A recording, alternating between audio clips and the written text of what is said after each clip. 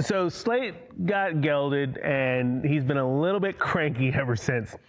Today is my first official training session with him since we took him to the vet and he got gelded. And he's been acting a little bit cranky ever since then. He's more apprehensive to me haltering him and catching him. Some of the penny-eared stuff is coming back a little bit. But I mean, who can blame him, right? Even though the gelding went as good as it possibly could have. It went very well. He had minimal swelling. He got right back to it. He's been doing fantastic. He's healed up really well. You know, I can sense that there's been a little bit of mistrust since then. So that's something that I'm going to be very intentional about building back up, which leads me into today's session, which is desensitizing. And up until now, I haven't really done a lot of focused desensitizing with him. Today is where that starts. When we desensitize, we're going to break it up into a few steps. First, I want to desensitize him to my tools. So today I'm going to work on desensitizing him to my rope and my steady stick, and we'll break it into a few steps so that you guys at home can see how you can begin to build and cultivate that trust by using desensitizing with your horse. So the first thing I'm going to do is I'm going to go ahead and set my steady stick down. I'll use that in a moment, and this is my go-to tool for desensitizing. It's got lots of flex to it, and it's got rubber fittings where it's nice and safe, where if I accidentally do whack my horse inadvertently, he's going to be just fine.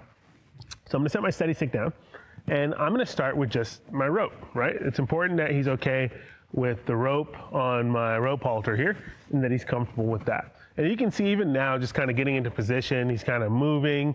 He maybe thinks that I want him to move his hind quarter or yield around. He's anticipating. And I'm just going to start with getting in position, okay? So when we're desensitizing our horse, it's important to start from a really good, safe position. The position that I'm going to want to start at is kind of between his nose here and his shoulder.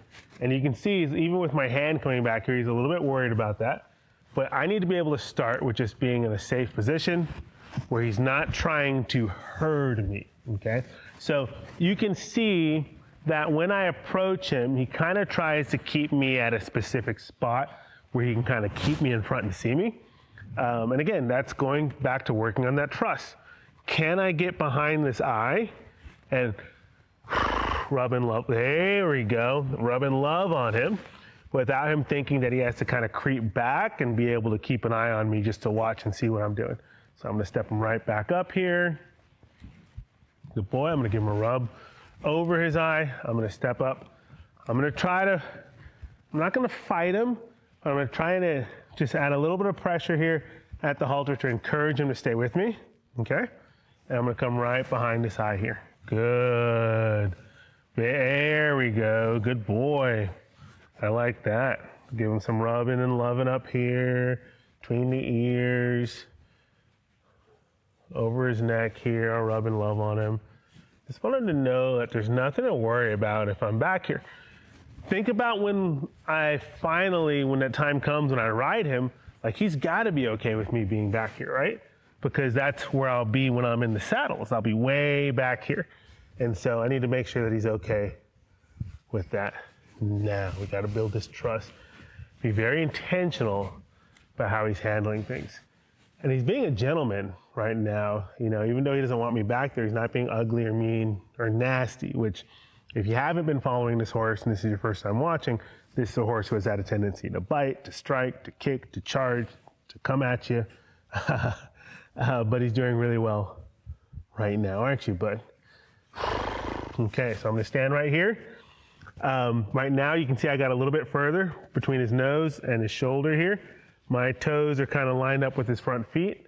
I want to make sure he's okay with me being back here with my feet by his feet. That's a good place because that's where I'm going to need to be when I start desensitizing him. Good boy.